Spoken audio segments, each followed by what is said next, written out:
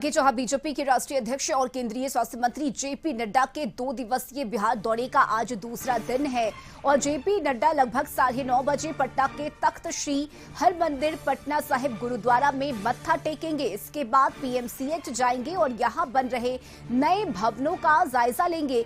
इसके साथ ही अस्पताल की व्यवस्थाओं का भी निरीक्षण करेंगे। इसके बाद जेपी नड्डा दरभंगा और फिर मुजफ्फरपुर में सुपर स्पेशलिटी हॉस्पिटल के ब्लॉक का उद्घाटन करेंगे। इससे पहले उन्होंने शुक्रवार को स्वास्थ्य से जुड़े 850 करोड़ की अलग अलग योजनाओं का शिलान्यास और उद्घाटन भी किया। वहीं भागलपुर और गया में सुपर स्पेशलिटी हॉस्पिटल वहां की जनता को सौंप दिया।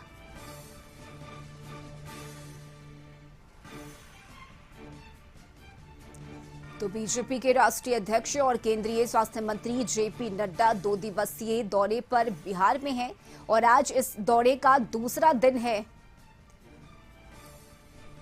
और पटना साहिब गुरुद्वारे से इस वक्त सहयोगी राजीव रंजन हमारे साथ जुड़ गए हैं। राजीव, क्या जानकारी और क्या तैयारी वहां पर, चूंकि जेपी नड्डा पहुंच रहे हैं और मत्था टेकने का जो कार्यक्रम है वो आज तय किया गया है?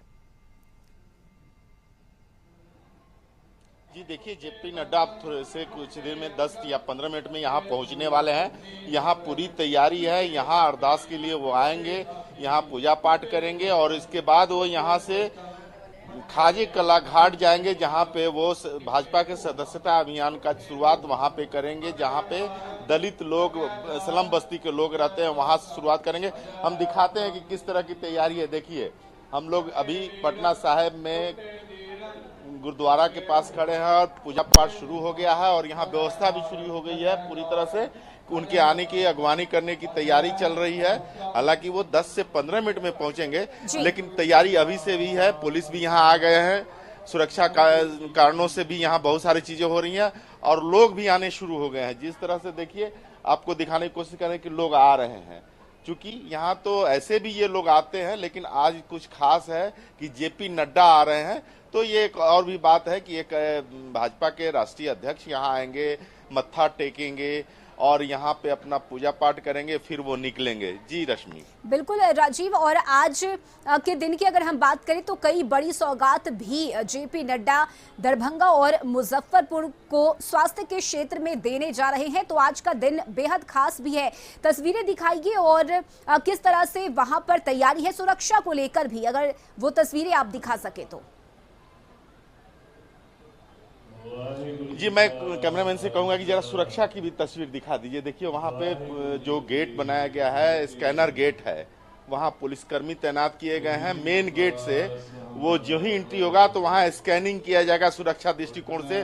वो दिखा रहे होंगे कैमरामैन आपको, हमको लगता है कि, और ये चूंकि थोड़ी दूरी पे है तो उतना स्पष्ट नहीं आ पा रहा, लेकिन आपको दिखाई दे रहा होगा कि पुलिसकर्मी लगे हुए हैं। वहीं सुरक्षा के सारे मापदंड तय किए गए हैं। वहीं आपको सारे तरह से सुरक्षित रख दिया जाएगा। वहीं से स्कैनिंग करके आपको अंदर आने दिया जाएगा और ये अभी से ही शुरू है, क्योंकि 10 से 15 मिनट में जेपी नड्डा साहब आ रहे हैं। तो ये एक सुरक्षा कारण भी है। ऐसे भी यहाँ सुरक्षा लगी रहती है, क्योंकि यहाँ जो भी अरदास करने आते हैं, पूजा पाठ करने आते हैं, तो स्कैनर मशीन के तहत ही आते हैं। तो सुरक्षा के पुख्ता इंतजाम पहले से भी था, लेकिन आज पुलिसकर्मी ज्यादा लगाए गए हैं, सादे वेश में भी लगाए गए हैं। सबसे बड़ी बात है कि बहुत सारे पुलिसकर्मी तो ड्रेस कोड में है, लेकिन बहुत सारे सुरक्षाकर्मी सादे वेश में है।